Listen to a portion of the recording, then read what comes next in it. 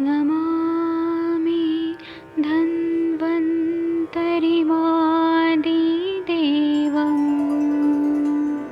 सुरासुरैर्वन्दितपादपद्मं लोके जरामृत्युनाशं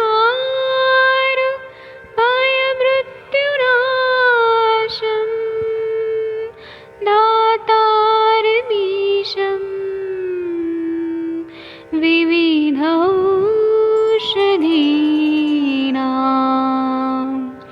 शङ्खं चक्रं जलौकां दधतं मृतघटं चारुतोर्भिश्चतुर्भिः सूक्ष्मस्वच्छादिरुद्यं शुकपरिविलसन् मौलिमं भोजनेत्रम् कालाम्बोदोज्ज्वलाङ्गं कटितटविलसत् चारुपीताम्बराढ्यं वन्दे धन्वन्तरिन्तं निखिलगदमिव प्रौढदावाग्निनीलम्।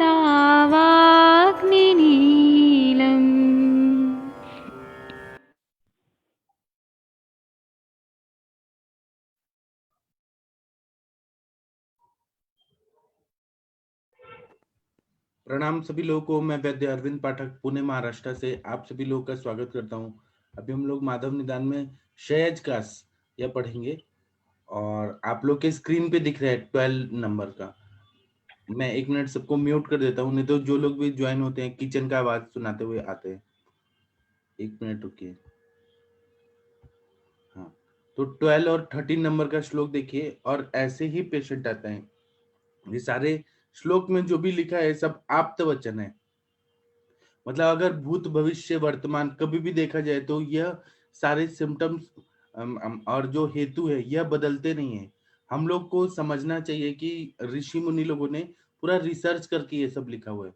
तो 12 और 13 नंबर का श्लोक देखते हैं और उसके बाद में चर्चा करेंगे।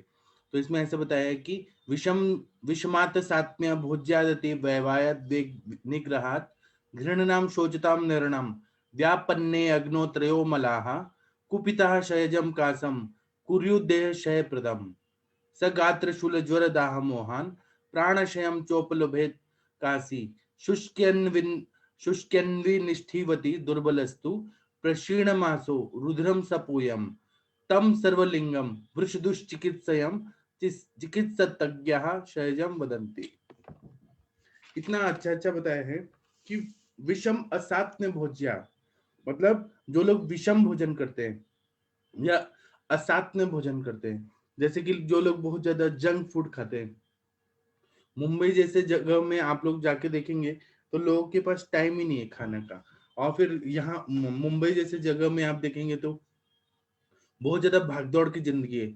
रुक्ष आहार खाना पड़ता है, वड़ा पाव खा के रहना पड़ता है, क्योंकि रहने को भी जगह नहीं है और खाना बनाने के लिए भी जगह नहीं है।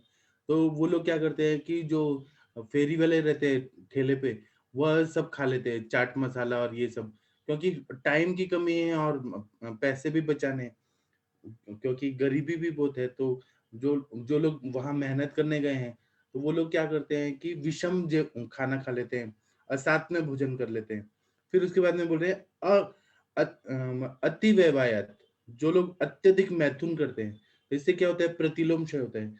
जो लोग पॉर्न वीडियोस देख रहे हैं, एडल्ट वीडियोस देख रहे हैं, क्योंकि आजकल क्या है ना कि सबको ना मतलब जो मर्यादा रहती है वह बहुत कम हो रही है। तो मर्यादा नहीं है तो फिर सेल्फ कंट्रोल भी नहीं है। और सबको जब ये अंबानी जी ने ये दे दिया है, जियो का डेटा दे दिया है, तो डेटा खत्म करना है, 2 GB डेली खत्म करना है। तो उसमें गंदे गंदे वीडियोस अपलोड हो जाते हैं और वो देखते रहते हैं। तो उसको देख देख के शुक्र धातु बहुत ज्यादा क्षय कर रहे हैं। फिर मल मूत्रादि वेगों को रोकने से, क्योंकि आजकल टाइम नहीं है और लोगों को ये बात सिखाया नहीं जाता है कि जब भी नेचुरल अर्जेस आ रहे हैं तो आप उसको निकाल दो। तो लोग ना, टाइम की कमी है, बाकी चीज में टाइम है लेकिन मल मूत्र वेग आदि को रोकना है। फिर उसके बाद में बता रहे हैं कि घृणा से चिंता करने से।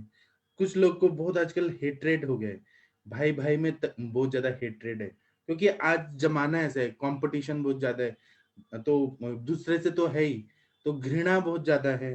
फिर उसके बाद में चिंता बहुत ज्यादा है, स्ट्रेस है, करियर को लेके, लाइफ को लेके, कि आगे क्या होगा और क्योंकि परिस्थितियां भी ऐसे तो बदल रही है। अभी देखिए कोरोना टाइम आया, कोरोना के बाद में फिर मंदी का दौर आया। कल तो इंडियन रुपीस सबसे लोअर उस पे गया, और फिर उसके बाद में, और ये घृणा का अभी देखिए कितना हिंदू मुस्लिम का कितना चल रहा है। तो ये घृणा और अहंकार, ये सब जो बढ़ रहे हैं, इसकी वजह से तीनों दोष प्रकोपित हो जाते हैं, और देह को क्षीण करने वाले धातु क्षयजन्य कास को उत्पन्न कर देते हैं। धातु क्षयजन्य, अनुलोम क्षय से या प्रतिलोम क्षय से, इसमें क्षय होता है धातुओं का, और क्षय होने की वजह से खांसी आने लगती है। और क्यों? क्योंकि धातु क्षय होगा तो वायु का प्रकोप होगा, वायु का प्रकोप होगा तो फिर लंग्स में वो जाता है वायु, तो फिर ये रुक्षता बढ़ती है बहुत ज्यादा, धातु का क्षय होने लगता है, और उसका इफेक्ट ये होता है, धातुओं का क्षय होने के साथ में बहुत ज्यादा ना ड्राइनेस आता है, और फिर खांसी आती है, क्योंकि बॉडी कफ का प्रोडक्शन ज्यादा करती है क्षय को भरने के लिए, मतलब वहां से छिल ना जाए, कट ना जाए, तो फिर कफ इतना ज्यादा बनता है, लीन कफ और स्टैन कफ, तो इसके वजह से खांसी आती है, और इसके वजह से देह का भी क्षय होने लगता है। इस प्रकार क्षय का से पीड़ित मनुष्य को सगात्र शूल ज्वर दाह मोहन, मतलब बॉडी में पेन होता है, ज्वर होता है, दाह होता है, बर्निंग सेंसेशन होता है, मोह होता है, माइंड में क्या करना है क्या नहीं करना है वो कुछ समझ नहीं आता है, और फिर यह अंत में प्राण क्षय च उपलभ्यत काशी, फिर उसको प्राण क्षय को प्राप्त कर देता है या वो मर जाता है, इतना ज्यादा उसको ये सब उपद्रव और ये सारी व्याधियां हो जाती है। खांसी हो सॉरी, खांसी हो के पूरे बॉडी में फीवर आ रहा है, दाह हो रहा है, गात्र शूल हो रहा है, तो वो अंत में इतना धातुओं का क्षय होता है, इतना धातुओं का क्षय होता है कि वो मर ही जाता है। इसी प्रकार प्रतिदिन सूखता हुआ मनुष्य जो है, शुष्यनवंती निष्ठीवती दुर्बलस्तु, मतलब वो बहुत ज्यादा प्रशीर्ण मांस वाला हो जाता है, और हड्डियों का ढांचा तक रह जाता है, रुधिर और पोय युक्त कफ को थूकता है। प्रशीर्ण मासो रुद्रम सपोयम, पोय युक्त और रुधिर युक्त, मतलब खून वाला और पस वाला, ऐसा वो कफ को थूकता है, और खांसते समय बलगम के साथ रक्त आता है, और फिर बहुत ज्यादा पोय आता है। तम सर्वलिंगम दुष्चिकित्सयम चिकित्सतज्ञ क्षयजम वदंती, तीनों दोषों के लक्षणों से युक्त अत्यंत कष्टदायक कास को चिकित्सक मर्मज्ञ वैद्य क्षयज कास कहते हैं। और मैंने तो ऐसे बहुत सारे पेशेंट देखे हैं जिनको खांसी इतना आ गई और फिर उनकी मृत्यु ही हो गई। धातु का क्षय होना, अनुलोम क्षय से या प्रतिलोम क्षय से, यह उनका हेतु मिला। उसी तरह से अब टीकाकार बताते हैं, क्षयज कास महाविष्म इत्यादि, क्षयज कास को विषम आदि से बताया गया है। फिर बता रहे हैं, घृणाम शोचिताम चाहारम भावात कुपितेन वायुना अग्नि रूप रूप प्लव व दोषत्रय प्रकोप इति। इसका मतलब है कि घृणा की वजह से कुछ लोग को इतना ज्यादा घिन आता है किसी से। अभी जैसे कि ऐसा दिखाया भी जा रहा है आजकल वीडियोस में कि मुस्लिम लोग जो बनाते हैं बेकरी आइटम, ब्रेड बिस्किट वगैरह जो बनाते हैं बेकरी में, तो वो ना थूक थूक के बनाते हैं, क्योंकि उनका ऐसा है कि हलाल कुछ करना चाहिए, थूकने से फिर प्यार बढ़ता है, तो अपना थूक देते हैं। तो ये जो है ना, कुछ किसी को घृणा बहुत ज्यादा रहती है और शौक बहुत ज्यादा रहता है, इसकी वजह से मनुष्य खाता पीता नहीं है, मतलब उसको घृणा भी आती है और शौक भी रहता है। तो किसी भी बात से घृणा हो सकती है या शोक हो सकता है, तो उसकी वजह से वो प्रकोपित वायु जो है वह कोष्ठ में उपलब्ध होने से तीनों दोषों का प्रकोप हो जाता है। उसी तरह से बताया क्षयज मिति शुक्रादि धातु क्षयजम न तो राजयक्ष्मम, इसमें ऐसा बता रहे हैं कि शुक्रादि धातुओं के क्षय से उत्पन्न है ये, न कि राजयक्ष्मा से। राजयक्ष्मा व्याधि तक नहीं गया है, ये कास ही है, और इसमें धातुओं का क्षय हुआ है। यद्यपि राज्यक्षमा तीनों दोषों के प्रकोप से होता है, तो खांसी कफ के कारण उत्पन्न होती है, ये बात ठीक है कि कासा कंठस्थ चोध्वंस इत्यादि क्षयज काश भी त्रिदोषज होता है, लेकिन वो राज्यक्षमा व्याधि नहीं गई है, यहाँ पे कास ही है और क्षयजन्य कास है, तो इसलिए हमें डिफरेंशियल डायग्नोसिस करना चाहिए। यदुक्तम कासः कंठस्य चोध्वंसो विज्ञ कफकोपता इति क्षय काशस्तु त्रिदोषज इति, मतलब ये क्षय का जो काश है, क्षयज काश, ये भी त्रिदोषज ही है। फिर क्वेश्चन पूछते हैं कि ननु कासादेव क्षय हो जाते तत्कशम क्षयज काश इति। प्रश्न पूछ रहे हैं कि काश से तो क्षय उत्पन्न होता है, फिर क्षय से काश कैसे हो सकता है? क्षय मतलब धातुओं का क्षय हो रहा है तो काश कैसे हो सकता है, ये क्वेश्चन पूछा है। जैसा कि कहा है कासा संजायते क्षय इति। इसका समाधान करते हुए उत्तर देते हैं कि कई बार व्यक्ति भेद से परस्पर कार्य कारण भाव भी देखा गया है, जैसे कि अर्श, अतिसार, अग्निमांद, ये एक दूसरे के परस्पर कारण होते हैं। जिसको अतिसार होता है उसको अर्श भी होता है, अर्श होता है तो अग्निमांद्य होता है, ग्रहणी कला भी दूषित हो जाता है। अर्श से अतिसार से अर्श, अग्निमांद्य, और अर्श से अतिसार और अग्निमांद्य हो सकते हैं, या अग्निमांद्य से अर्श और अतिसार हो सकते हैं। इसी प्रकार काश से क्षय और क्षय से काश भी हो जाते हैं, और ऐसा हमें देखने को मिलता है। उच्यते दृष्टो ही परस्परम व्यक्ति भेदेन कार्य कारण भावो बहुशः यथा अतिसारो अग्निमांद्यादिति। मतलब ये बोल रहे हैं कि परस्पर व्यक्ति भेद से हमें ये कार्य कारण भाव रहते हैं एक दूसरे के, मतलब एक दूसरे का हेतु बन के वो व्याधियां हो जाती हैं। जैसे कि अतिसार, अग्निमांद और अर्श, ये एक दूसरे के पूरक होते, एक दूसरे के कारण हो सकते हैं, व्याधि से व्याधि होना।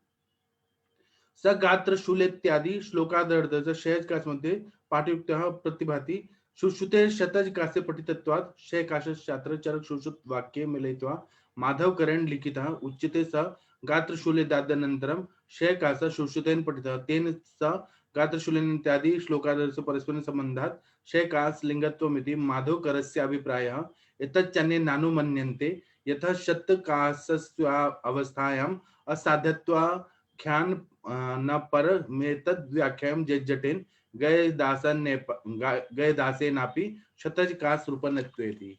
इसका मतलब यह है कि आधा श्लोक में जब ये बता रहे हैं 13वां नंबर का स गात्र शूल ज्वर दाह मोहन, इसका मतलब यह है कि ये आधा श्लोक का जब बता रहे हैं गात्र शूल होता है, ज्वर होता है, दाह होता है, मोह होता है, तो यहाँ पर ये बता रहे हैं कि ये सब चीजें जब बताते हैं तो ये अयुक्त प्रतीत होता है कि यहाँ पे क्षयज काश में गात्रशूल, ज्वर, दाह, मोह ये होना ना, ये सही नहीं लग रहा है, ऐसा माधवकार बोलते हैं, मतलब इनके टीकाकार बोलते हैं।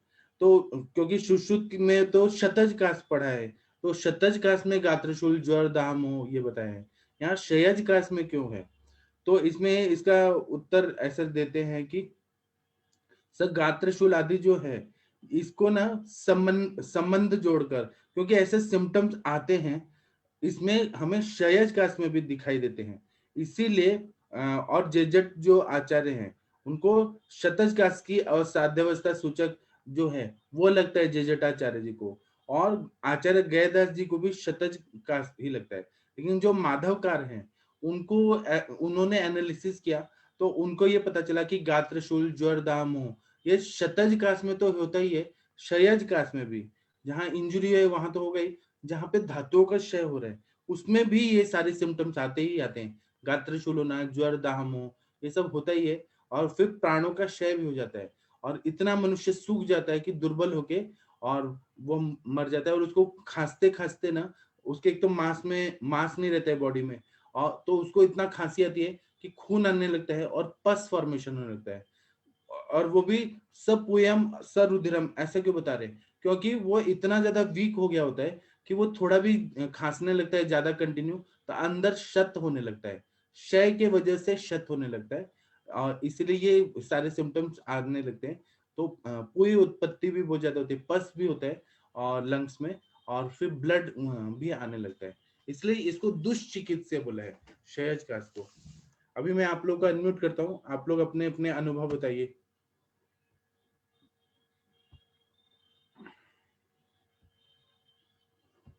जी, मैंने तो बहुत सारे पेशेंट देखे हैं अभी कोरोना टाइम में भी, जब लोगों के पास कुछ काम धंधा नहीं था तो बहुत सारे लोग ऐसे आए जो धातुओं का क्षय बहुत ज्यादा कर रहे थे। खाना पीना अलग बात है, मतलब पॉर्न वीडियोस देख देख के उनका धातु क्षय बहुत ज्यादा, ऐसे सडन धातु क्षय बहुत ज्यादा दिखा, और उसके वजह से फिर खांसी आई और फिर बाद में मृत्यु भी हो गई। आप लोग को कुछ बोलना है तो अनम्यूट करके बोलिए प्लीज। डॉक्टर कंचन मैम, आपने ऐसे पेशेंट देखे हैं क्या? प्रणाम सर। हाँ प्रणाम। सर आते हैं सर, बहुत आते हैं ऐसे पेशेंट। और एक मेरी केस भी चल रही है अभी ऐसी। जैसे अभी आपने बताया ना कि शेज है, पर ऐसे नहीं है कि वो राजक्षमा में राजक्षमा नहीं है। सेम ऐसे ही कंडीशन लग रही है सर मुझे आपकी बात करने से। जैसे कि मैंने उसके सब टेस्ट कराए, पर उसमें कोई राजक्षमा के कोई साइंस, टीबी वगैरह के कोई साइंस नहीं आए। पर वो परेशान है सर, 7-8 महीने से उसको खांसी है। बस बहुत ज्यादा उसका जो कफ है वो बाहर निकलता है और पूरा ऐसे क्षय लगता है। पर वो मैं पूछ नहीं पाई क्योंकि वो 28 ईयर्स का मेल था, तो पूरा हिस्ट्री नहीं दे पाया वो। मतलब कि वो प्रतिलोम क्षय है या अनुलोम क्षय है वो नहीं समझ पाई मैं। शायद अभी नेक्स्ट टाइम जैसे आता है तो मैं पूछने की कोशिश करूंगी उसको। पर है सर बिल्कुल, मतलब उसका वेट लॉस काफी है। और उसको जैसे सेम आपने जैसे बोला कि थोड़ा सा येलोइश टाइप का कफ निकलता है हमेशा। और इतना सारा दवाई दे रही हूँ तो भी ऐसे लग रहा है कि वो कफ कहाँ से बन रहा है पता नहीं। वो हर बार बोलता है कि कफ कुछ कम नहीं हुआ। हाँ, बस उसको थोड़ी राहत मिली है जरूर, कि जो रात रात में सोना उसको अच्छे से नहीं हो रहा था, वो अब काफी अच्छे से सो रहा है। पर दिन में उसको दिन भर कफ निकल ही रहा है सर अभी भी। और वो बिल्कुल ऐसे लीन एंड थी ना, मतलब पतला दिखता है कि ऐसे लगता है वो मुझे देखने के बाद ही ऐसे टीबी पेशेंट जैसे लगता है। पर टीबी पॉजिटिव नहीं आया है सर। बिल्कुल आपने जैसे बोला सेम सिम्टम्स। उसको कभी कभी हल्का हल्का ज्वर रहता है, बिल्कुल थका थका सा लगता है, कुछ काम करने की इच्छा नहीं होती है, खाना पीना भी नहीं कर पाता ठीक से, भूख नहीं लगती उसको बिल्कुल भी। सब बिल्कुल सेम सिम्टम्स थे सर। जी सर। जी। और ऐसे लोग के लिए ये जो हम बताए ना, बहुस्तोकम अकाले च तज्ञम विषमाशनम, मतलब ये लोग जो रहते हैं बहुत ज्यादा भोजन करते हैं। उनको ऐसा लगता है कि हम वीक हो रहे हैं ना, तो हम अगर खाना नहीं खाएंगे तो हमें और वीकनेस आएगा। तो ये बहुत ओवर ईटिंग करते हैं, या बहुत कम खाते हैं, या अकाल में भोजन करते हैं, विषम भोजन, इस तरह का खाना खाते हैं। जी हाँ सर, डॉक्टर रवि सर, हाँ बताइए जी, सर। जी सर प्रणाम। हाँ प्रणाम सर। जी सर, मैंने गृहिणी के पेशेंट में भी धातु क्षय देखा है सर में। अच्छा, जी जी। कौन सा, अनुलोम क्षय कि प्रतिलोम क्षय? अब ये मुझे लग रहा है सर अनुलोम क्षय है। अच्छा। जी सर। और वैसे सर मरीज जो आते हैं हम लोग के पास, तो जिनको शुक्र में होता है तो वो भी सर कहते हैं कि हमको धातु जा रही है। तो हाँ हमारा धातु क्षय तो सर जो है उनके धातु क्षय से तो अलग है। जी। पेशेंट वो कंप्लेन करते हैं कि हमको सर धातु जा रही है, साहब धातु बाहर जा रही है, हाँ तो वो हमको जा ही वीकनेस क्यों आ रही रही है? है। वो जा ही क्यों रही है? उन्होंने खुद ही ऐसा रास्ता खोल दिया है, कर करके फिर धातु नहीं सर, निकले। कभी कभी जो है वैसे भी होता है, पेशेंट को हिस्ट्री लेते हैं, बताते हैं, लेटरिन जाते हैं तो भी जो है शुक्र में वही हो रहा है सर। वही उनको लैट्रिन जाते टाइम, यूरिन पास करते टाइम कभी भी निकल जा रहा है ना। तो जी जी। ये हुआ क्यों? शुक्र को पतला क्यों किया उन्होंने? वो ये जी, तो वही रहता है। Thank you sir. Thank you. और किसी को कुछ बताना है तो बताइए। डॉक्टर मीनल गुप्ता मैम, आपके पास ऐसे पेशेंट आते हैं क्या?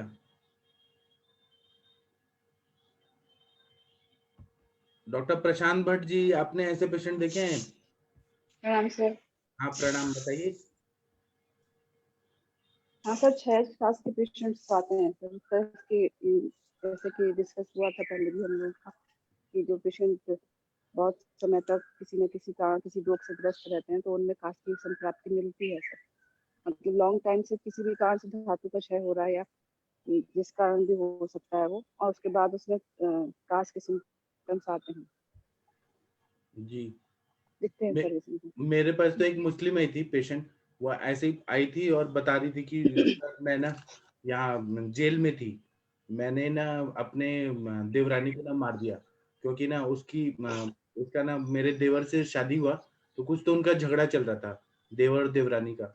तो वो ना हर समय जब मेरा देवर खाना खाने बैठेगा तो खाना निकाल के लाएगी और उस प्लेट में ही थूक देगी। तो ओह। मेरे देवर को ना खाना ही नहीं जाता था, हर समय थूक ही देती थी। तो खाना नहीं जाता था तो उसको वेट लॉस इतना होने लगा, खांसी आने लगी, खाया ही नहीं जाता। ये जो बोले ना घृणा से, तो सच में उसको घृणा से ऐसे ही होता था, अनुलोम क्षय होके फिर वो मर गया, मेरा देवर मर गया। तो मेरे को इतना गुस्सा आया, मैंने देवरानी का मर्डर कर दिया और फिर मुझे जेल हो गया। तो मैं बहुत साल जेल में रही और बाद में मैंने अच्छे काम किए तो मुझे जेल से छुट्टी मिला, ऐसे वो बता रही थी। ये शयज कास्ट से ही उसकी देवर की मृत्यु हुई थी।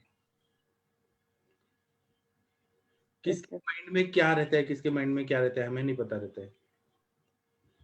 सर जो प्रॉपर न्यूट्रिशन नहीं मिलता है, जिनको जिनके की खाने पीने में हमेशा कमी रहती है, बहुत अच्छा उनको न्यूट्रिशन नहीं मिलता है, वो पेशेंट भी धीमे धीमे करके जो है धातु क्षय की अवस्था में जाते हैं, तो उनमें ये कास का सिम्टम साथ में आता है सर। जी साथ मैंने वहाँ अपने जब मैं एमडी करा था तो साइकेट्रिक वार्ड में सिजोफ्रेनिक पेशेंट मैंने देखे थे, तो उनमें भी ये सब शयज कास्ट के पेशेंट बहुत सारे थे। तो उनका हिस्ट्री देखा तो पता चला कि वो लोग गए ऐसे पुणे स्टेशन में, उनके माइंड में पता नहीं क्या था, वो आए नहीं, कौन से स्टेशन में चले गए, ट्रेन में कौन से बैठ के कहाँ चले गए, सोलापुर या कहीं तो उतर गए, नीरज के जगह चले गए। फिर 7-8 महीने के बाद उनको ढूंढा गया, तब वो मिले, और वो फिर भिखारी की तरह स्टेशन पे रहते थे, खाना मिला तो खाएंगे, नहीं मिला तो नहीं खाएंगे, और उनका दिमाग ही कहाँ तो चला गया था, सिजोफ्रेनिया में थे पूरा। फिर उनको पकड़ के ढूंढ ढूंढ के लेके आए, तो उसके बाद में वो घर पे भी नहीं रह पा रहे थे और खांसी भी आ रही थी, फिर उनको साइकेट्रिक वार्ड में एडमिट किया गया, सिजोफ्रेनिया में ऐसे पेशेंट। सर मानस रोग में जब हम प्रयोग करते हैं ये थेरेपीज का सर, तो इसमें मैं ये पूछना चाह रही थी कि हम दीपन पाचन, आपने से बताया, मेरे कल एक पेशेंट के बारे में मैंने डिस्कस भी किया था जिनको अल्जाइमर की प्रॉब्लम थी। सर दीपन पाचन की जो औषधियाँ हैं उसमें आरोग्यवर्धिनी सर ने एक बताया था, आरोग्यवर्धिनी शुरू की है सर। उसमें मैंने उनको एक हिंगास्टिक चूर्ण भी दिया था क्योंकि उनको जो मोशन भी प्रॉपर नहीं होते हैं, गैस भी प्रॉपर पास नहीं होती, तो सर ये दोनों औषधियाँ साथ साथ चला सकती हैं, हाँ हाँ वो पेशेंट कुछ और बोलती नहीं है, तो ये और सर डर है कि वो पेशेंट पे क्या इफेक्ट आ रहा है क्या नहीं इफेक्ट आ रहा है, वो बोल ही नहीं पाएगी, तो फिर औषधियाँ बहुत कुछ सोच समझ के चलानी पड़ेंगी। अभी हाँ तो सर 2-3 दिन में उसको मोशन रेगुलर होना शुरू हो गया है, हाँ तो 3 दिन एनिमास दिए थे, उसके बाद से उनकी बहू कह रही है कि वो रोजाना अब मोशन पास कर रही हैं। हाँ, अच्छी बात है ना, दीपन पाचन करिए, फिर मेद्य दवाइयाँ दीजिए। और तो सर इसका अभी मैं कुछ दिनों तक वस्ती कंटिन्यू रखूं, या फिर अब जैसे कि अनुलोमन हो चुका है तो वस्ती रोग पे सिर्फ उनकी मेद्य द्रव्य और शिरोधारा पे ही ध्यान दूं, मतलब ब्रेन पे वर्क करूं कि तब अनुलोमन आपको और ना धातुओं को भी काम करना है, मन पे भी काम करना है, काउंसलिंग भी करना है। काउंसलिंग तो खैर वो कुछ समझ ही नहीं रही सर, काउंसलिंग भी करूंगी डेफिनेटली, थोड़ा सा सेंस में आने का काउंसलिंग भी करूंगी। तो सर अभी शिरोधारा पे शिफ्ट करूं उन्हें, कि अभी उनका जो स्नेहन स्वेदन और वस्ती चल रही है उसको पहले कंटिन्यू करूं 7 डेज? शिरोधारा तो वही परिमार्जन चिकित्सा है, अगर आपके पास टाइम है तो शिरो धारा भी कर दीजिए साथ में। या कंटिन्यूस 7 डेज, अगर या 7 डेज 14 डेज लग के अगर अनुवासन वो वस्ती आप देते डिसाइड हैं? करिए, आप डिसाइड करिए, क्योंकि ना दीपन पाचन हो गया है, अनुलोमन हो हाँ, रहा है, तो आप पंचकर्म के साथ में शिरोधारा करना चाहते हैं, नहीं करना चाहते हैं, नस से देना चाहते हैं, नहीं, वो आप डिसाइड नस करिए। से तो कंटिन्यू शुरू कर दिया सर, नस से तो 101 का हाँ कंटिन्यूस दे रही हूँ सर इसके साथ हाँ, में, क्योंकि नस से उससे उनका नींद इफेक्ट है। वगैरह आ रही है क्या, माइंड थोड़ा स्टेबल हो रहा है? हाँ, नींद तो सर उनको पहले भी आती है, 7-8 घंटे की नींद वो सुबह या शाम कभी ना कभी ले लेती थी, ये कंप्लेन नहीं थी कि उन्हें नींद नहीं आती है, जी नींद तो पहले भी सर सही आ रही थी। तो सर पर अभी मैंने सोचा कि फिर मैं अभी अगर नीरू वस्ती नहीं दे पा रही क्योंकि वो कंट्रोल नहीं कर पाती, तो मैं उनको 7 डेज कंटिन्यूस अनुवासन वस्ती या पंचतिक चीर वस्ती में सर मैंने कल एक ट्रायल किया, तो उनको मैंने 7.5 घृत डाल के वस्ती दिया, बहुत बढ़िया। तो वो उसका इफेक्ट देखूंगी सर, वो उस रूट से घृत पहुंचेगा तो क्या इफेक्ट उनके ऊपर आ रहा है। हाँ, और क्या है ना, हमारे आत्मा के साथ, ये शरीर छोड़ के ना आत्मा के साथ मन भी जाता है, और ये पूरा शारीरिक स्थान में ऐसा लिखा है, चरक संहिता की टीका में लिखा है चक्रपाणी जी ने, कि मन जो रहता है वही आत्मा को पुण्य आत्मा या पापी आत्मा बनाता है। पाप या पुण्य जो है ना, वह मन ही बनाता है। मन के जैसे संस्कार होंगे, अच्छे संस्कार, अभी आप लोगों ने देखा होगा कि सर ने महामृत्युंजय मंत्र लगाया था, तो ऐसे ये सब संस्कार का बात है। अगर अच्छे संस्कार देंगे तो पुण्य करेगा, अगर गलत संस्कार होंगे तो पाप करेगा। और ऐसा बताया कि जिस तरह से सोना रहता है, वो अलग अलग सांचे में डालते हैं तो अलग अलग ज्वेलरी बन जाती है अलग अलग, तो उसी तरह से जैसे मन का संस्कार होगा, वैसे ही आत्मा जो है वह अलग अलग योनियों में जन्म लेती है, जैसे कर्म और संस्कार होंगे वैसे ही लेगी। आतंकवादी वाला जैसा माइंड होगा और बुरे काम करेंगे तो वो आतंकवादी के ही होंगे, पुण्य आत्मा वाला होगा तो पुण्य आत्मा वाले शरीर में वो चला जाएगा, प्रवेश करेगा, ऐसा बताया। हाँ सर, ये पेशेंट भी सर मतलब पंडित रही हैं, मतलब वो उससे बता रहे थे उसके बेटा पहले कि बहुत ही ज्यादा मतलब सब काम कांड सब कुछ करती थी, बहुत मतलब बहुत एक्टिव और डोमिनेटिंग नेचर की थी, और एकदम से उनको धीरे धीरे करके एट्रोफी हुई तो फिर वो सब कार्य बंद हो गए। उसमें कुछ उनके घृणा या द्वेष भी हो सकता है कि उनको हुआ क्यों। अगर उनका माइंड ये जुड़ने के पंडित है तो सब अच्छा है, अगर किसी के प्रति बहुत ज्यादा द्वेष है, घृणा है, क्रोध है, तो वो मानसिक बीमारियों में कन्वर्ट हो जाता है। उनका हेतु निकालिए कि क्यों हुआ ये सब चीज। कुछ तो ठीक ऐसे है सर। कुछ ना कुछ ऐसे घटना हुई होगी जो माइंड को स्टेबल नहीं रख पाई होगी उनको। यस सर, ठीक है सर। हाँ, ये एल्जाइमर्स, पार्किंसन डिजीज या सिजोफ्रेनिया, ये जो बड़े बड़े प्रॉब्लम्स रहते हैं ना कुछ ऐसा हेतु रहता है, वो निकालेंगे तब हमें और अच्छे से समझ आएगा। तो पेशेंट से, रिलेटिव से सब बात करना चाहिए। ठीक है सर, सर ये इस पे वर्क करते हैं। हाँ ठीक है, बहुत अच्छा बताया आपने। और किसी को कुछ बताना है क्या? नहीं तो हम आगे का श्लोक देखेंगे। प्रणाम सर। हाँ प्रणाम सर, आपने पेशेंट देखे है सर? हाँ सर, पेशेंट एक चल भी रहा है इस समय सर। तो सर ये जो है किसी कास्ट का है, सैयद कास्ट का है सर। जी, तो उसमें सर क्या उसे हेतु क्या मिला सर? जी सर। हेतु क्या मिला आपको? सर हेतु तो पैसे कुछ भी नहीं मिल रहा है उनका, समझ में नहीं आ रहा है, या देने नहीं जा रही है अनुलोम हिस्ट्री क्षय होगा वो। या प्रतिलोम क्षय होगा? हाँ सर। तो लेकिन सर उन्हें लगातार जो है फीवर आता है, सुबह फीवर आएगा, रात तक 104 फीवर हो जाता है सर। जी और काश है, ड्राई कफ है सर उन्हें जी। जो होती है। हाँ इस लेकिन तरह वो से आप थोड़ा हेतु पे काम करिए कि क्यों हो रहा है, विषम भोजन कर रहे हैं क्या, असात में भोजन कर रहे हैं क्या? ये तो है, वो बगैर भूख के खा लेती हैं खाना। हाँ भूख लगी नहीं है, बोले सब लोग खा रहे हैं हम भी खाएं, ये हाँ। तो और रहता है उनका लोगों सर। के दिमाग में है ना कि खाना नहीं खाएंगे तो वीकनेस आएगा, लंघन क्यों करना है, वेट क्यों करना हाँ, है? ये यही पेशेंट का रहता है कि खाएंगे नहीं तो वीकनेस आएगी, वीकनेस आएगी, इसलिए खाएं। तो मैं तो समझाता हूँ, लेकिन समझ में नहीं आती उन लोगों की। ये कुछ तो खा लें, दाल ही पी लें, दो रोटी खा लें, दलिया खा लें, इस तरह से बोलते हैं सर। जी तो सर इसमें क्या कहते हैं, इसमें क्या करना चाहिए सर पेशेंट को? अब वो कास्ट के लिए तो अपना होम्योपैथ ले रहे हैं ये डॉक्टर से, तो फीवर नहीं आ रहा है उनका, और जीर्ण जोर है सर उनका, आता है जाता है, आता है जाता है सर उनका। दीपन पाचन अनुलोमन, आम का पचन करिए कैसे भी करके। आप जी आरोग्य सर। बट्टी दीजिए, लक्ष्मी नदी बट्टी दीजिए, हिंगवाष्टक चूर्ण, दाढ़ीमाष्टक चूर्ण, लवण भास्कर चूर्ण, कोई आसावरिश दीजिए, और फिर खांसी का व्याधि प्रतिनिक भी दीजिए, और जी धातु को बल बढ़ाने वाला भी दीजिए। धातु का बल बढ़ाने के लिए सिद्ध मकर ध्वज और स्वर्ण मालिनी वसंत जैसे द्रव्य दीजिए।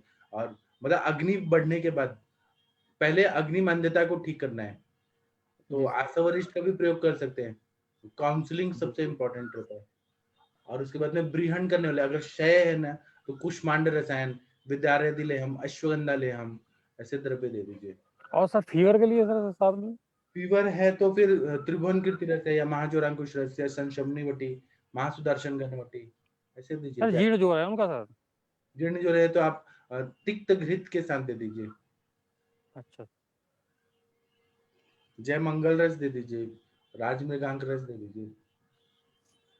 जी सर, जी थैंक यू। Thank you. और किसी और को कुछ बताना है क्या? जी सर, एक चीज सर अपना एक्सपीरियंस शेयर करना चाह रहे थे सर। हाँ सर। जी सर, मैं जैसे सर हिस्ट्री निकालता हूँ तो बहुत से पेशेंट ऐसा करते हैं, सुबह जो है अननेसेसरी पानी पीते हैं सर। जो है किसी ने उनसे कह रखा है वेट कम करने के लिए नमक पानी पीता हूँ, कोई कहता है नींबू पानी पीता हूँ, कोई कहता है शहद पानी पीता हूँ। अननेसेसरी सर जो है पानी पीते बिना प्यास लगे हुए। तो मैंने जब मरीजों को बंद कराया, इसके बाद फिर पेशेंट में इम्प्रूवमेंट काफी आ गया सर। जो है कई लोगों को इसी वजह से जो अग्निमांद रहता है। जी कुछ लोग खाना खाने के साथ पानी पीते हैं, कुछ तुरंत पानी पी लेते हैं। तो ये सब बंद कराने से मरीजों को काफी लाभ हुआ सर। और अभी क्या गर्मी का सीजन है ना, तो एलोपैथी डॉक्टर्स बोलते हैं कि पानी पियो, पानी पियो, 20-20 लीटर पानी पियो। तो लोग क्या है ना, ओवर ड्रिंकिंग कर रहे हैं पानी का, जरूरत नहीं है तब भी पानी पी रहे हैं गर्मी के दिन में, इसकी वजह से जी सर। दिनचर्या में सुधार करने के बाद से काफी इम्प्रूवमेंट मरीजों में देखा सर, अपने आप हो गया बिना। इसलिए बोले ना संक्षेपता क्रिया है वो निदान परिवर्जनम। संक्षेप में क्रिया योग क्या है? निदान परिवर्तन करना। जी सर। जी हाँ, डॉक्टर अंजना मैम, आपने देखे हैं क्षयज कास के पेशेंट? आपके पास तो बहुत सारे लेडीज आती होंगी जो टाइम पे खाना नहीं खाती है, उनको खांसी आके राजयक्ष्मा भी नहीं हुआ है लेकिन उनको कास हो गया। ऐसे अंजना मैम आपने देखा है क्या? डॉक्टर कमल शर्मा मैम, आपने ऐसे देखे हैं तो बताइए please. Doctor Madhuri Jadhav ji, Monika ma'am, आप लोगों ने नहीं देखे हैं तो देखिए और फिर हमें बताइएगा।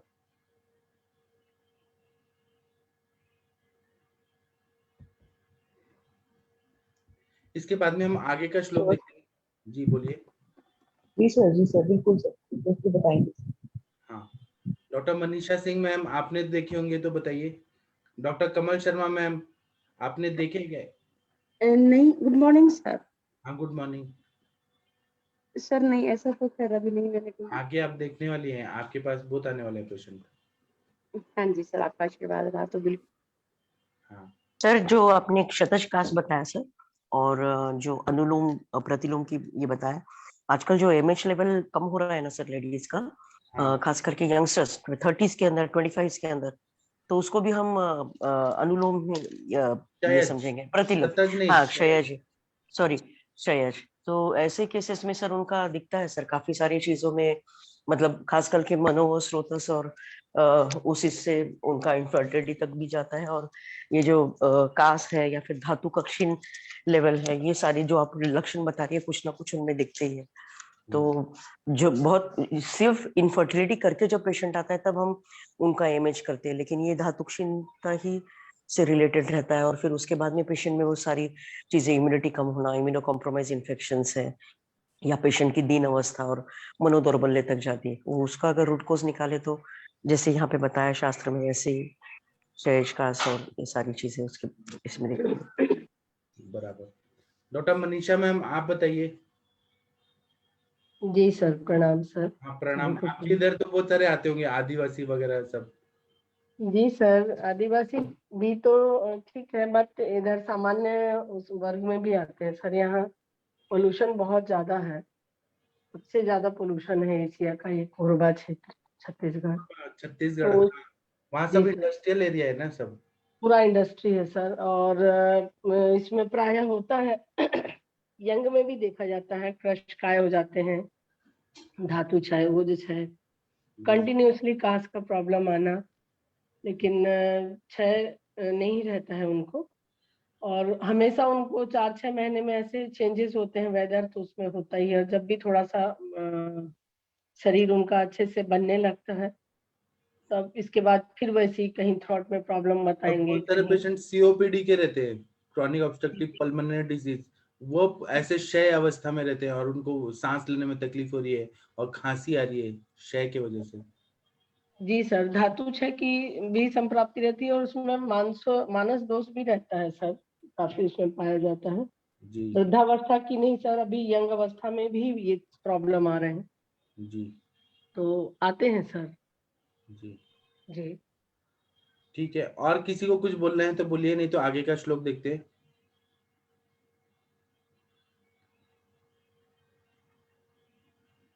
ठीक है, हम साध्य असाध्य लक्षण देखते हैं। 14 और 15 नंबर का श्लोक देखिए। इसमें ऐसा बता रहे हैं कि इत्येष क्षयज कासः क्षीणानां देहनाशनः साध्यो बलवतां वा स्याद्या अप्यस्तवेवं शतोत्थितः नवो कदाचित् सिद्धेतामपि पादगुणान्वितो स्थविराणं जराकासः सर्वो याप्यः प्रकृतितः तृण पूर्वान साध्येत साध्यान पथ्यर्यप्यांस्तु यापयेत। इतना बढ़िया बता रहे हैं और इतना एक एक शब्द अगर समझ गए ना तो हम लोग को हर चीज समझ आ जाता है। इसमें ऐसा बता रहे हैं कि पूर्व प्रतिपादित यह क्षयज कास है, ये क्षीण मनुष्य को शरीर को और नष्ट करने वाला है। इत्ते क्षयज कास क्षीणानाम देह नाशना, ये क्षयज कास और देह को क्षीण कर देता है, देह का नाश कर देता है। बलवान मनुष्य को यह कास साध्य होता है। साध्यो बलवताम वा स्याद्या अप्यवस्तवेवं शतोत्थितः, इसी तरह से शतज काश भी बलवान व्यक्तियों में कभी साध्य होता है, कभी याप्य होता है।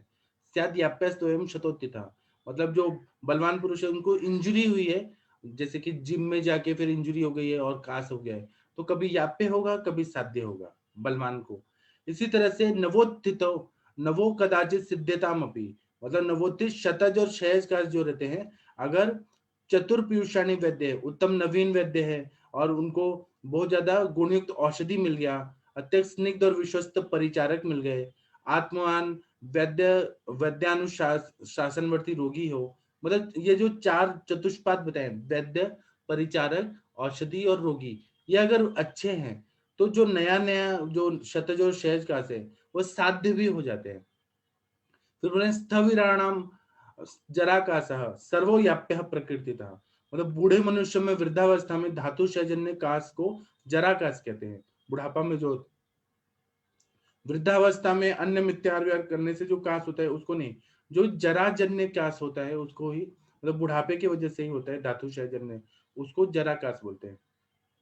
वृद्धावस्था में होने वाला कोई भी काश याप्य ही होता है, मतलब बुढ़ापा इतना ज्यादा हो जाता है कि धातु क्षीण हो जाते हैं बहुत ज्यादा, और इस अवस्था में धातु को प्राकृतिक ह्रास होने से रोग प्रतिरोध क्षमता वृद्धावस्था में दुर्बल पड़ जाती है, इम्यूनिटी बहुत डाउन हो जाती है। इसलिए कहा है कि स्थविराणम जराकाश सर्वो याप्य प्रकृतिता। इसीलिए वैद्य को चाहिए त्रिन पूर्वान साध्य साध्यान पथ्यर याप्यंतु यापेत, इसलिए वैद्य को चाहिए कि वात पित्त कफ से होने वाले 3 प्रकार के जो साध्य काश हैं उनको सिद्ध करने का प्रयत्न करना चाहिए।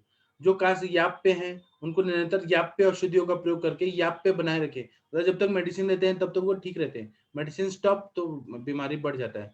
तो ऐसे कंडीशन में हमें मेडिसिन कंटिन्यू देना पड़ता है, रसायन घृतपान और कंटिन्यू देना पड़ता है, और इससे हम लोग असाध्यावस्था में जानने से रोक सकते हैं।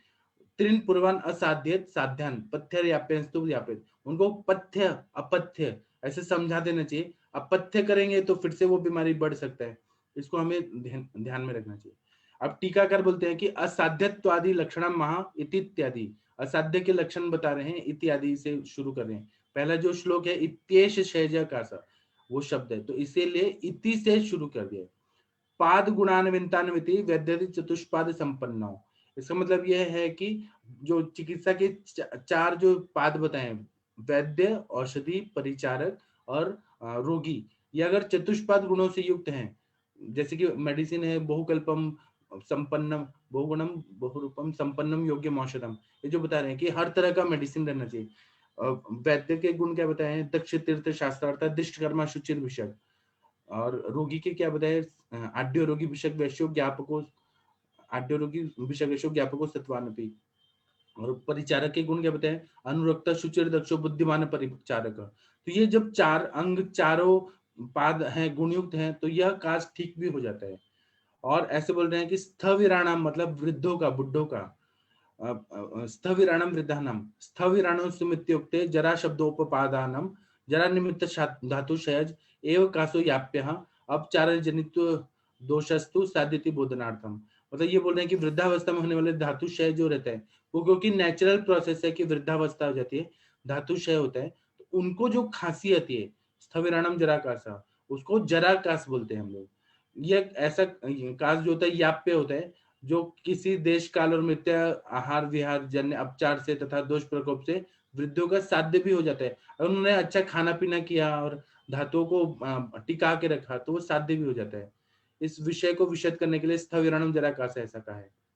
अभी वो मैम ने कहा ना, मीनल मैम ने बोला कि एल्जाइमर्स डिजीज, तो अमिताभ बच्चन को भी है एल्जाइमर्स, लेकिन वो मेडिसिन खा के, खाना पीना अच्छा करके, मेडिटेशन करके उन्होंने उसको बैलेंस किया है एल्जाइमर्स को। तो अगर ऐसे हम लोग मेंटेन करें, खाना पीना अच्छा रखें, मन को अच्छा रखें, तो बहुत सारी बीमारियों को हम कंट्रोल करके रख सकते हैं, भले वो याप्य हो तो भी। जी, आप लोग और कुछ बोलना चाहते हैं क्या? आप लोग का कोई एक्सपीरियंस बताइए।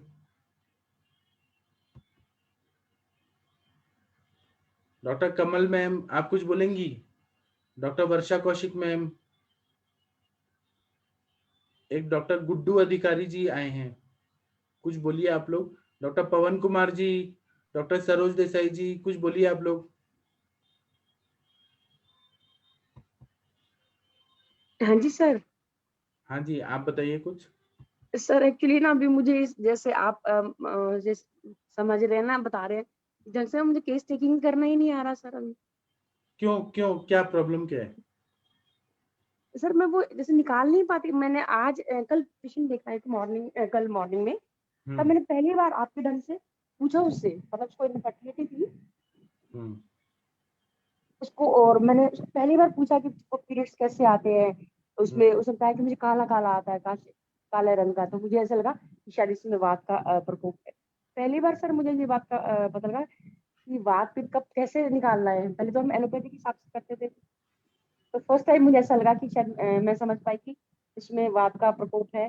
और बात पे अपने लक्षण देखा, हेतु पे जाएंगे तो और मजा आता है कि वो क्या खा रही है, रात्रि जागरण कर रही है क्या, कैसा खाना खा रही है, वो भी हेतु भी निकले, बहुत मजा आता है। सर कल मुझे बड़ा अच्छा लगा कि जैसे मैंने उसकी हिस्ट्री पूछी और मैंने नोट किया कि मैं चलो इसको डिस्कस करूंगी कि इसको इनफर्टिलिटी का रीजन क्या रहा होगा इसको। तो मुझे थोड़ा सा समझ आया कि क्षय है, मतलब कोई कि धातु क्षय है, ये मेरे को थोड़ा सा समझ आया। आप दोष कौन सा बड़ा था ऐसे ज्यादा नहीं लगा पाई मैं उसका आइडिया, लेकिन सर कल बड़ा अच्छा लगा जैसे आप बताते ना। आपको मैं मालूम यही नहीं, हम पूछूंगी। लोग ने जब फर्स्ट ईयर में थे ना बीएमएस में, तो हम लोग हाँ अपने जी सर सर। के पास जाते थे कॉलेज करके, फिर शाम को हम लोग घर नहीं आते थे, हम लोग सर के क्लिनिक में रहते थे। तो हमारे सर जो थे ना, जमदग्नि सर, वो हमें स्ट्रिक्टली बोले थे कि कोई भी नया पेशेंट आएगा तो केस टेकिंग करना है। तो डर लगता था कि केस टेकिंग कैसे नहीं, लेकिन सर ने ऐसा स्ट्रिक्टली बोला था कि केस टेकिंग करना है। मुझे तो मराठी नहीं आता था, तब भी सर बोले कि मराठी सीखना है। तो मैं केस टेकिंग करता था कि क्या क्या चीफ कंप्लेंट है वो बताइए, उसके बाद में खाना पीना कैसा है, सुबह कितना बजे उठते हैं, कितना बजे सोते हैं, क्या खाते हैं क्या नहीं, पूरा ऐसे पूरा संप्राप्ति ऐसे समझा के, ऐसे फ्लो चार्ट में बना के फिर वो पेशेंट को अंदर भेजते थे। और भले केस टेकिंग में 1 घंटा लगे, लेकिन सर ऐसे स्ट्रिक्टली बोलते थे कि केस टेकिंग करना है। मैं जब भी क्लिनिक में आऊंगा तो सारे, तुम 2 केस, तुम 3 केस, ऐसे सर ने बांट दिया था। तो केस टेकिंग करके इतना सर ने आदत डाल दिया ना, इतना मजा आता था, इतना मजा आता था। सर मैंने तो एक ही पेशेंट अभी फर्स्ट टाइम ऐसे केस टेकिंग की, इतने टाइम बाद, इतने सालों बाद। तो मुझे बड़ा अच्छा लगा कि शायद आगे मैं कुछ अच्छा सा कर पाऊंगी, पक्का कर पाऊंगी। आपके और पास वो सर केस शीट का होगा, अगर नहीं है तो हम दे देंगे आपको। वो केस शीट हमेशा अपने पास रखिए और उस हिसाब से केस टेकिंग करिए। अच्छा सर वो है अपने ग्रुप में ग्रुप में तो दे रेडी? देंगे, कोई भी आप, मोनिका मैम आप डाल दीजिएगा केस टेकिंग का। ठीक है सर। फिर मैं लेके ना फिर आपको सर अगर निकाल पाऊंगी तो उसका मैं एक जेरोक्स निकाल लीजिए, प्रिंट निकाल लीजिए, और हर हाँ जी पेशेंट हाँ में जी। वो केस शीट से आप केस टेकिंग करिए। हमारे सर का ही है, सर का असली में ओरिजिनल मराठी में, लेकिन मैंने हिंदी में ट्रांसलेट करवा के डाला है। तो वो केस शीट से केस टेकिंग करना सीखिए, फिर बहुत मजा आता है, खाना सर अब पीना। मैं भी लकी पर्सन हो जाऊंगी, मेरे को भी इतने अच्छे गुरु मिले। हाँ, असली में मैं लकी हूँ, मेरे सर इतने अच्छे मिले। सर देखिए आप लकी रहे, हम भी बहुत लकी अपने आप को मान रहे हैं कि हमें भी अच्छे ऐसे गुरु मिले। क्या था इस ना कि जब बीएमएस में एडमिशन लिया था ना, तो बहुत ज्यादा डिप्रेशन था कि आगे क्या होगा, और यहाँ हाँ पे जी सर। हाँ जी सब कुछ। जब हम सर के पास गए ना, तो देखा तो सर कार से आ रहे हैं, उसके बाद में वो एक सूटकेस लेके आते थे पूरा बड़ा सा, और ना वो पूरा नोट भर के लेके जाते थे। तो बहुत अच्छा लगता था कि आयुर्वेद के कोई डॉक्टर और इतना नोट भर के लेके जा रहे हैं, और वो 500 का सब नोट भरा हुआ, 1000 का। इतना अच्छा लगता था कि आयुर्वेद में भी इतना पैसा है क्या, फिर और अट्रैक्ट हुआ। सर इधर हमने नॉर्थ में नहीं देखा ऐसा ना अभी तक, मतलब मैं किसी ऐसे गुरुजन या किसी भी ऐसे इंसान से नहीं मिली जो आयुर्वेद में बहुत अच्छा एक्सीलेंट ऐसा कोई कर रहा है। फर्स्ट टाइम मैंने ग्रुप में सर ने देखा कि हमको हाँ। पैसा दिखाया, आयुर्वेद में पैसा दिखाया, और सर ने सिखाया कि इस तरह से केस टिकिंग करते हैं, इस तरह से संप्राप्ति भंग करते हैं, इस तरह से फिर पेशेंट ठीक होते हैं, तो इतना पैसा मिलता है, ऐसा सर ने हमें सिखाया। तब इसीलिए कॉन्फिडेंस आया और आयुर्वेद पे विश्वास बढ़ा कि हाँ सच में ऐसा होता है। मैं सर के पास जाता था तो कभी कभी सर ना 1-1 लाख रुपया लेते थे। तो ऐसा लगता था कि सर को 1 लाख रुपया कैसे दे रहे हैं, वो भी 97-98 की बात है। 1 लाख रुपया लोग कैसे दे रहे हैं। तो फिर ऐसे जब ये बेसिक चीज, और सर ने हमें सिखाया कि माधव निदान पढ़ो, माधव निदान रोज पढ़ना चाहिए, रोज पढ़ना चाहिए सुबह सुबह, जिससे तुम्हारा बेसिक क्लियर हो। भले नहीं समझ आ रहा है, लेकिन कोशिश करते रहो, पढ़ते रहो, पढ़ते रहो, पढ़ते रहो। तो इसीलिए बहुत ज्यादा कॉन्फिडेंस आया। Thank you sir. सर हमारा भी कॉन्फिडेंस हो ही जाएगा धीरे धीरे ऐसे ही गुरुजनों के उसमें रहे तो। हाँ, और मेरे सर का एक गुड क्वालिटी है, अगर किसी को कुछ नहीं आता है ना, कोई भी मतलब, तो सर मजाक नहीं उड़ाते हैं। ये बहुत अच्छा क्वालिटी है सर का। सर बोलते हैं कि सीखो, ये जरूरी नहीं। सर के क्लासमेट सर के पास जाते थे तो भी सर बोलते थे पढ़ो सीखो, और अगर कोई थोड़ा आगे बढ़ रहा है तो सर और सपोर्ट करते थे, और पढ़ो और पढ़ो। सर देखिए हम कैसे स्टूडेंट हैं, मतलब मेरे पास तो मानव निदान भी नहीं है। आज आप ये जो पढ़ा रहे हैं ना, मैं इसको जूम मतलब बड़ा बड़ा सा करके इसी से देख रही हूँ। पहली बार मैंने मानव निदान का ये चैप्टर सुन रही कोई हूँ। बात नहीं, आपको मालूम नहीं, 1 साल पहले जब मैंने ये चरक वगैरह सब शुरू किया ना, सबने टीका वगैरह खरीद लिया। कोई बात नहीं, पढ़ाई तो कभी भी कर सकते हैं। सर खरीदूंगी मैं भी अभी ना। अभी क्या है ना, संगति का असर होता है। अगर हाँ जी सर।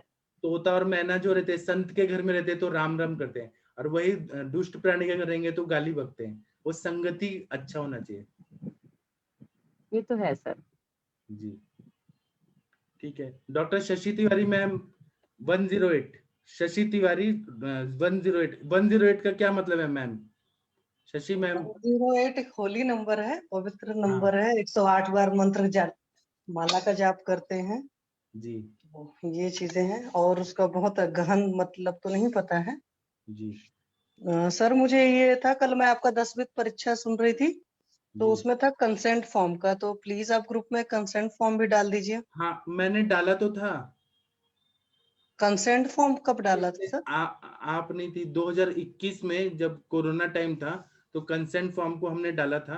तो कंसेंट लेना बहुत जरूरी है। आप कंचन मैम से पूछिए, एक पेशेंट ने ब्लैकमेल कर रहा था कंचन मैम को। नहीं, मैंने जब कल सुना तो मुझे लगा कि नहीं, मैं भी जैसे पंचकर्म वगैरह कराने लगो तो फिर पेशेंट अपनी बुद्धि लगाने लगता है, तो जब पेशेंट हाँ अपनी बुद्धि लगाता है तो फिर रिजल्ट आ नहीं पाते हैं। हाँ। तो कंचन मैम आपने कंसेंट फॉर्म भरवाया क्या वो पेशेंट से? कंचन मैम सुन पा रही है क्या? क्या है ना, पेशेंट बहुत आजकल बहुत चालू हो गए, कंसेंट फॉर्म भरवा के ही लेना चाहिए। प्रणाम सर। आपने वो भरवाया क्या पेशेंट से? सर मैं ना पतंजलि में भी हर पेशेंट से भरवाती थी सर, पर एक ही पेशेंट मेरे से छूट गया। एक्चुअली वो ब्लाइंड था। मैंने उस पे मतलब इतना ट्रस्ट किया कि वो ब्लाइंड है, चलो हम उसकी हेल्प कर रहे हैं, पर ऐसे ही लोग फिर हमको तकलीफ देते हैं सर। अभी वो तकलीफ दे रहा है तो फिर मैंने अभी पूरा मतलब पूरा लिख के लूंगी अभी उसको मेडिसिन देने के पहले। तो 100% सर कंसिडर लेना ही चाहिए, और पूरी चीजें लिख के उसे साइन करवा के ही मेडिसिन देनी चाहिए सर। आपको हम मालूम है, हम ये जो अंधे लोग बहरे लोग ये सब होते हैं ना, उनपे सिंपत्ति रखनी चाहिए, दया रखनी चाहिए, लेकिन सर ये लोग मेरे ना बहुत दुष्ट होते हैं अंदर से। हाँ मतलब मुझे लगा ही नहीं सर कि ऐसे मतलब ये पेशेंट ऐसे करेगा करके। नहीं तो मैं अभी तक के मतलब पतंजलि में बैठ के भी हम लोग पीछे साइड में कंसेंट लेटर छपवाया था मैंने। मतलब 2007 से मैं काम कर रही हूँ सर। तो पूरा कंसेंट लेटर हर एक पेशेंट का साइन लेती थी मैं सर। अभी ये पेशेंट मैंने ऐसे सोचा था कि ये ब्लाइंड है, चलो ठीक है, अभी इससे क्या साइन लेना, और ये क्या मतलब हमको ऐसे लगता है सर कि ऐसे पेशेंट हमको तकलीफ नहीं देगी, पर ऐसे ही पेशेंट शायद तकलीफ देते हैं।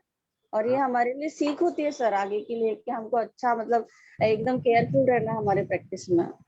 वही तो, मैंने वेदांत दर्शन में एमए किया है ना, उसमें लिखा है कि हम लोग सोचते हैं ना कि इंसान क्यों अंधा है और या लंगड़ा है या दुख में है गरीबी में है, तो वो उसके कर्म होते हैं। असली में उसकी नियत होती है जो उसको वैसा बना के भगवान ने भेजा है। और मतलब वो लोग भी फ्रस्ट्रेटेड रहते हैं और हम पे सब फ्रस्ट्रेशन निकालते हैं, ऐसे और लगता ब्लैकमेल करते हैं, सोचिए ब्लैकमेल करते हैं। है। आपने सर दवाई दिया तो आपको ही वो, आपने अच्छा सोचा तो आपको ही वो फंसाएंगे। हाँ वही। तो सर मेरी मम्मी बोलती थी कि काना लंगड़ा कोतरा माने जिसकी बुरी आंखें होती है, इन लोगों से वैसे भी थोड़ा सा ध्यान से करना चाहिए। ये लोग का पता नहीं आपको कैसे रिएक्ट करेंगे, मतलब इनके बारे में वो बोलती थी कि अलर्ट होकर इनका ट्रीटमेंट करना चाहिए। वही तो, हमें दया आती है, लेकिन वो लोग का ना, वो भगवान ने बराबर दिया है, उनको बराबर करके दिया है। और हमें नहीं पता उन्होंने क्या पाप किए हैं कि उनको ऐसा बना के भगवान ने भेजा है। हमें ऐसे किसी के बारे में बोलना नहीं चाहिए, लेकिन कुछ ना कुछ तो कार्य कारण भाव होता है कि वो वैसे ही क्यों है। आज हम लोग इतना पढ़ रहे हैं, इतना अच्छा अच्छा प्लेटफॉर्म मिला है, तो हमारे कुछ पुण्य हैं कि हम लोग पढ़ रहे हैं, कुछ पूर्व जन्म के कर्म है, कुछ अच्छे कर्म है कि हम लोग ज्ञान प्राप्त कर रहे हैं, अच्छे जगह पे हैं। ये तो है सर, कुछ पुण्य कर्म है। आप तभी किसी से ऐसे मिलते हैं कि इतने अच्छे ग्रुप में आप ज्वाइन हुए, या एक बहुत अच्छे गुरु से मिले ये भी कोई भक्त की और गुरु की और आपकी, मतलब इन तीनों की कोई इसकी भी संप्राप्ति सर हुई होगी कभी किसी जन्म में ना, पहले भी ऐसे ही कुछ हुआ होगा। जी अभी हम लोग देखिए पूरे इंडिया से कहाँ कहाँ से कौन कौन जुड़ा है। अब वो देखिए पवन जी कितना अच्छा वो शांति पाठ करते हैं, तो कभी सोचा था कि पवन जी हमें मिलेंगे?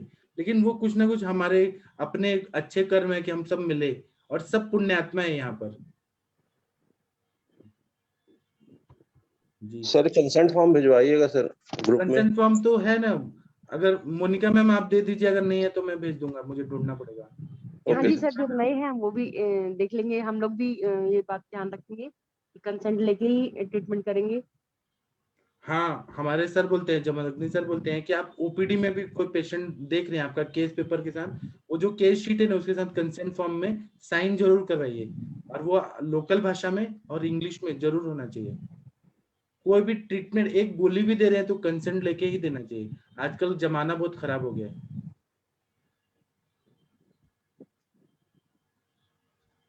जी अंजना मैम आज कुछ नहीं बोल रही हैं, आज अंजना मैम शायद बिजी हैं, पूजा पाठ कर रही हैं। शशि मैम आप कुछ बोलना चाहती हैं क्या? हाँ सर, एक्चुअली मुझे 2 केस पूछने थे, लेकिन अभी तो टाइम भी हो रहा है। कुछ अभी टाइम है 5 मिनट। हाँ 5 मिनट टाइम है। हाँ, तो एक तो सर पेशेंट है, एक्चुअली उस दिन आया था मेरे पास, तो उसको कोई खास ऐसे कंप्लेन तो नहीं थी अपनी कुछ भी। मेन वही आजकल जो हल्की सी कंप्लेन हर किसी को रहती है कि वीकनेस रहता है, मतलब जो एनर्जी का लेवल रहना चाहिए वो नहीं रहता है। और एक प्रॉब्लम उनकी ये थी कि वो रिएक्ट कर देते हैं जल्दी। तो हालांकि उन्होंने ब्रह्म कुमारीज वगैरह भी ज्वाइन करके रखा है, तो मैंने बोला कि मतलब उनको कुछ कुछ चीजें समझाई काउंसलिंग पार्ट में कि सर इस तरीके से करो तो रिएक्शन का थोड़ा सा हो जाएगा।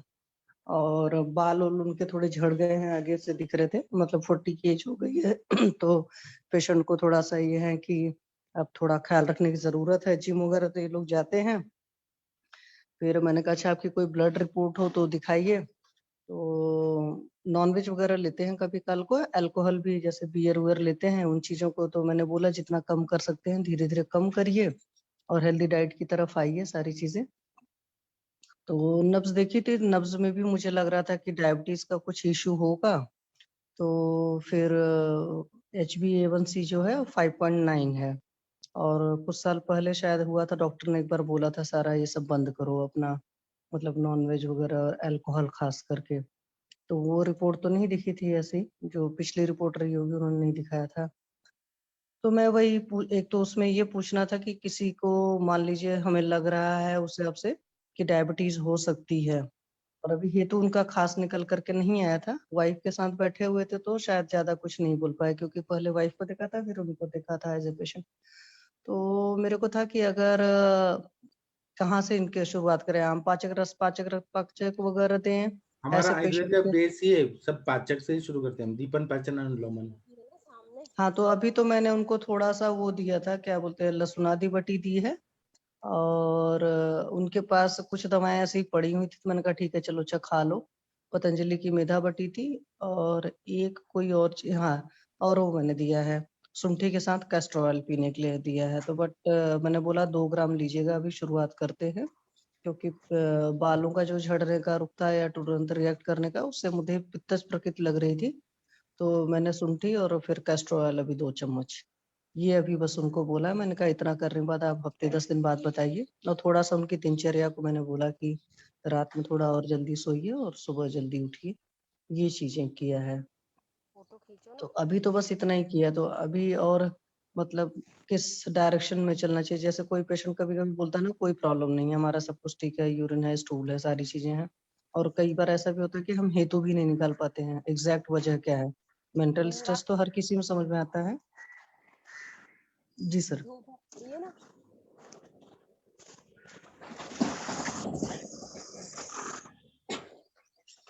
डॉक्टर प्रशांत भट्ट जी आप कुछ बोलना चाहते हैं क्या? प्रशांत भट्ट जी। जी सर। जब से आलिया भट्ट का शादी हुआ है आप तो उदास हो गए, आप कुछ बोलते ही नहीं है, कुछ बोलिए सर। डॉक्टर प्रशांत भट्ट जी आप कुछ बताइए। नहीं सर बिजी हैं शायद। सर एक हाँ केस है, बहुत इंटरेस्टिंग है, सबके पास आते भी होंगे इसी तरह से। जी 3 साल पहले आए थे ये पेशेंट, और इनको ग्रहणी था और पित्तज प्रकोप था इनको, पित्त वातज पित्त नाड़ी इनकी चल रही थी उस समय, और मानस पे था ही उनको प्रॉब्लम सर। मतलब एक कंसंट्रेशन नहीं था, अपने चिकित्सक पे ऐसे ट्रस्ट होकर के, विश्वास करके और चिकित्सा लेना। तो मेरे यहाँ 4-5 दिन तक उन्होंने स्नेहपान किया, और विरेचन के लिए मैंने उनको दिया था औषधि, और दीपन पाचन करके स्नेहपान करके। तो फिर किसी ने उनको सजेस्ट किया होगा कि अरे ये तो फिर बहुत तेरे को स्टूल पास होगा और ये होगा, तू और कमजोर हो जाएगा। वो 5 दिन के बाद वो चला गया सर, 15 दिन की मेडिसिन दी थी, चला गया। इसके बाद 3 साल के बाद लौटा है, और बॉम्बे, बेलूर, यहाँ जितने भी डॉक्टर हैं, रायपुर और रामकृष्ण केयर से लेके अपोलो से लेके सब जगह ट्रीटमेंट कराया, गॉल ब्लैडर भी रिमूव करा लिया। इसके बाद ऐसी स्थिति है कि ब्लोटिंग होता है और बिल्कुल खा नहीं पा रहा है, और फिर पाइल्स भी हो गया उसको, ब्लीडिंग भी होने लगी औषधियां लेते लेते, और 4 महीने से उसको नींद नहीं आ रही है। ऐसी एक मनोदशा उसकी पागल की तरह हो गई है, बार बार जाना, घर वाले बहुत परेशान हो गए हैं, हर महीने उसको फ्लाइट से जाना आना, और फिर ट्रीटमेंट कराना, हॉस्पिटलाइज होना, इतना खर्च हुआ है, इतना खर्च हुआ है। इसके बाद मेरे यहाँ परसों लेकर के आए उसके भतीजा, उनके फैमिली की मैं चिकित्सा करती हूँ, तो वो लोग इसकी मनोदशा और सब स्थिति देख कर लेके आए कि मैम देखिए इसको कुछ तो करिए, इनको हम लोग जैसा भी बनेगा करेंगे, इनको दवा देने की जिम्मेदारी हमारी है। सर उसकी स्थिति देख के लगा कि सिर्फ वो 15 दिन और रह लिया होता आयुर्वेद के शरण में, तो आज खुशहाल जीवन जीता। उसको चला रही हूँ, चिकित्सा चला रही हूँ। तो शिरोधारा पहले तो नस से देना, मतलब कि पहले नस से लो, तुम 7 दिन नस से कंटिन्यू लो, शिरोधारा लो, इसके बाद बताते हैं। धीरे धीरे स्टेबल हो गया, फिर स्नेह वस्ती वगैरह भी चला रही हूँ। पेट में उधर में इतना शूल होता था, परिणाम शूल भी होता था, और 20 टेस्ट सर, 20 इतना टेस्ट कि वो लगभग 1 फीट का फाइल लेकर के आया था। हमने ये सब रखो भैया, आप ये सब रखो, बाकी आप अपना बताओ पूरा लक्षण। उसको ट्रीटमेंट शुरू की हूँ, आज 3-4 दिन है सर, बहुत रिलीफ पा रहा है वो, इतना रिलीफ है उसको। और लेकिन वही है कि 2 दिन पहले और कंप्लेन कर रहा कि मेरे को नींद नहीं आ रहा है, 1.5 घंटा भर सो पाया हूँ, ऐसा लगता मुझे कोई मार रहा है या मैंने किसी को मर्डर कर दिया हूँ, और ये सारी चीजें उसके मनोविकार में आ रहा था। तो वो कई जगह भटका हुआ है, तो फिर मैंने उसको सिर्फ ऐसा किया कि वचा और जटामांसी का एक पुड़िया में पैक करके दे दी, मतलब ये करो और ओम का मंत्र करना, और ये अपने बिस्तर के पास रख लेना, ना तुमको कोई मारेगा ना तुम किसी को मारोगे, ठीक है। जब कभी ऐसा लगे तो एक चुटकी लेके सूंघ लेना इसको, कुछ नहीं होगा। सर उस पे ऐसा इफेक्ट हुआ है कि कल परसों 2 दिन से बोल रहा कि उसको बिल्कुल कुछ नहीं दिख रहा। तो ये भी होता है सर कभी कभी कि विक्षिप्तता आती है कि क्या हो गया, कैसा हो गया। एक कंसंट्रेशन के लिए ये भी बहुत अच्छी चीज मिली मुझे, बहुत परेशान हो गई थी, घर वाले भी बहुत परेशान।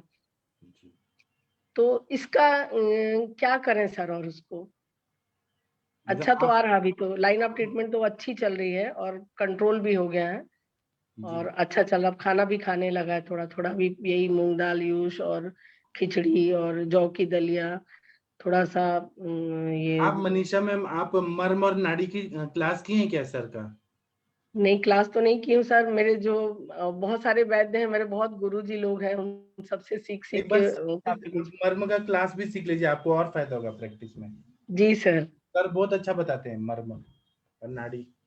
जी सर, ये अपने यहाँ गांवकर सर थे जो पंचकर्म के समाधान हॉस्पिटल के, उनके बेटे अभी खोले हैं शंकर नगर में आयुर्वेद धाम, वेद प्रकाश गांवकर, वो आपके ग्रुप में भी हैं सर, पता नहीं इसमें आते हैं कि नहीं। तो उनने भी बहुत अच्छे से इसको टेकल करना सिखाए थे सर, बहुत बेसिक बहुत नॉलेज दिए थे वो। तो इसके आधार पे जैसे चिकित्सा दी हूँ सर, तो उसको इतने ही समय में इतना बेनिफिट मिला है और इतना सफर किया है, इतनी मेडिसिन खाया। अभी बायोप्सी भी उसका इंटेस्टाइन का हुआ, उसका सारी दुर्गत करा चुका सर, लेकिन चिकित्सा कुछ भी नहीं मिला। तो ये भी देख के लगता है कि हमारा आयुर्वेद कितना ग्रेट है सर, कितना महान है, लेकिन इसको कैसे दबा के रखा गया और इसको नहीं व्यर्थ करने दिया गया मनुष्य के कल्याण के लिए। बहुत कुछ इसके साथ अन्याय हुआ है मानव जाति के लिए, स्वास्थ्य के ऊपर। वैद्य जी, आगे आप सभी से अनुरोध है कि आप लोग अष्टांग हृदय की कक्षा में आए। मनीषा जी बहुत अच्छा बता रही थी, आगे भी आप बताते रहिए। अभी अगली क्लास इसी मीटिंग आईडी से ज्वाइन कीजिए। धन्यवाद। Thank you sir.